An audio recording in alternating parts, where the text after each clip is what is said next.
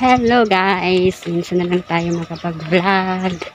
Merong man kasi nagtanong sa akin. Sagutin ko yung mga nagtanong. At saka meron din isang nag-comment na i-story ko daw or sabihin ko daw, ikwento ko daw yung mga ginawa or napagdaanan ko sa training bilang isang caretaker dito.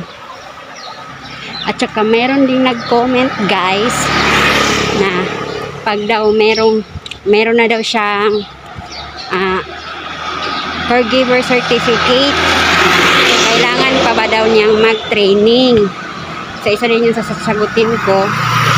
Ngayon pala pupunta ako kay Lola kasi nagpunta kami sa nagpapaano siya ng buhok niya, tapos nakalimutan niya yung kutsaw niya, kutsaw mask, kutsaw kasi yan dito guys. So ito, face mask, nakalimutan niya, so kinuha ko muna.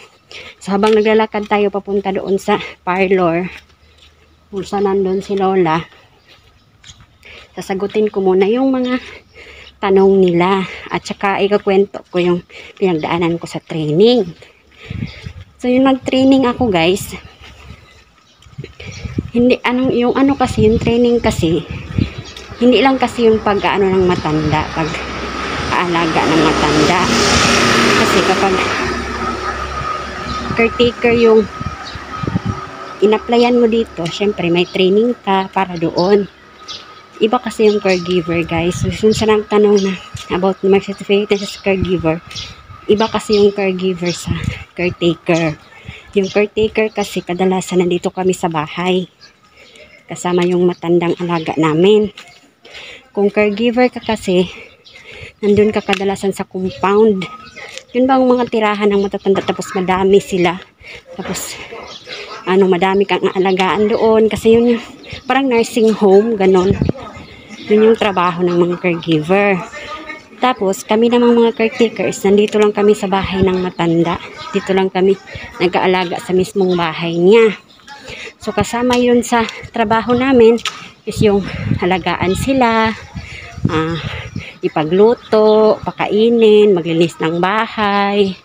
At kung minsan, kadalasan nga, kapag nandito ka guys, yung trabaho mo, ikasama na din yung surrounding ng bahay kasi katulad ko, ako at saka si Lola lang sa bahay niya. So, trabaho ko lahat, pati yung mga garden niya, ganun.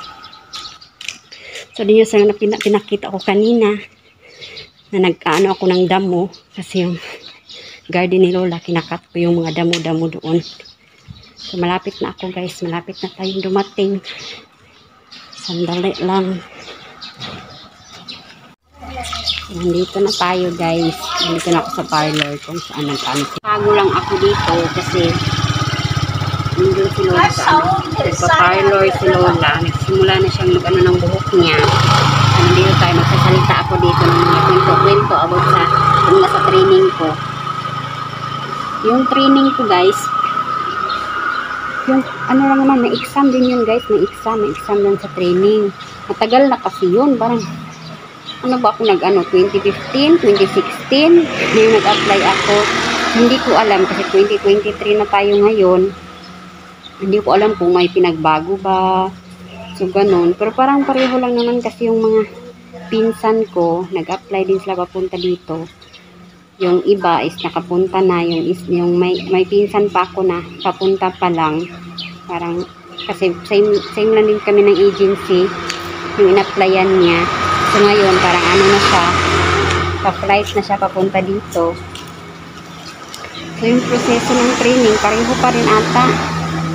Iwan ko lang kung 10 days din yung training until now. Kasi nung pag nag-training ako, 7 days lang. 7 days. 10 days yun. Tapos 7 days lang ako kasi dumating na yung visa ko.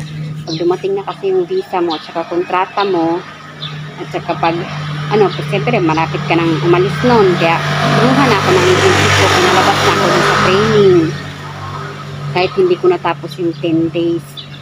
Tapos, yung mahirap lang dun guys is yung nag-exam. Kasi nag-exam kami dun eh. May exam. Kasi nga, nag-aaral ka ng parang Mandarin. Tapos, nag-exam. Kailangan mong i-memorize yung 1 to 100 in Mandarin number. Yun yung mahirap. Yun ako nahirapan. Kasi nag-exam pa. Tapos, Hindi ko alam, 1 to 100, diba? Di ang hirap. Ang dami mong i-memorize, 1 to 100. Tapos hindi lang yun, may mga salita pa yun. Basic lang ba? Basic na Mandarin. Hindi na talaga madali, mahirap yun pa ko nahirapan. At saka dun sa table setting.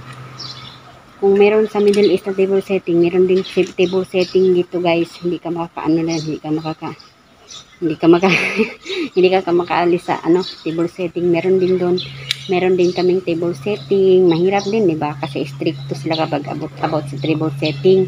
Tapos pagdating mo naman dito sa sa ibang bansa, hindi mo naman magagamit kasi hindi naman social yung mga nagiging amo mo, hindi naman nagaganyan. Yung gamit dito is chopstick. Hindi naman tinidor at saka alam nyo yun. So katulad sa Middle East, nagtitable setting ka, tapos pagdating mo doon sa ibang bansa, yung pagkain ng amo mo, nakakamay lang naman sila, hindi naman sila nagkukutsara. So diba, hindi mo rin magagamit, pero kasama pa rin yun sa proseso. Kapag nag-apply ka, kailangan lang pagdaanan yung table setting. So kahit yung ganun talaga. So pagdating dito guys, yung trabaho mo hindi naman mahirap. Yung lang, yung pag-iintindi lang sa matanda, parang doon ka lang mahihirapan kasi iba na yung ugali nila. Tapos yung trabaho, tapos yung pagsasalita, kailangan marunong ka ng basic na Mandarin kasi yung matatanda dito hindi naman sila marunong mag-English. Except lang sa mga anak, may mga anak. Pero nung unang amo ko guys, pagdating ko dito, alam niyo ba, hindi sila marunong mag-English. Lahat, pati yung mga anak. Yung yung magulang lang ng mga alaga ko. Yun kasi yung una kong pagdating ko dito, yung una kong alaga is mga bata. Tapos, yung ngayon lang si Lola na. Kasi natapos na ako dun sa mga kasi malaki na sila. Tapos pwede na silang hindi alagaan ba. Yun bang, pwede na silang walang caretaker, ganun.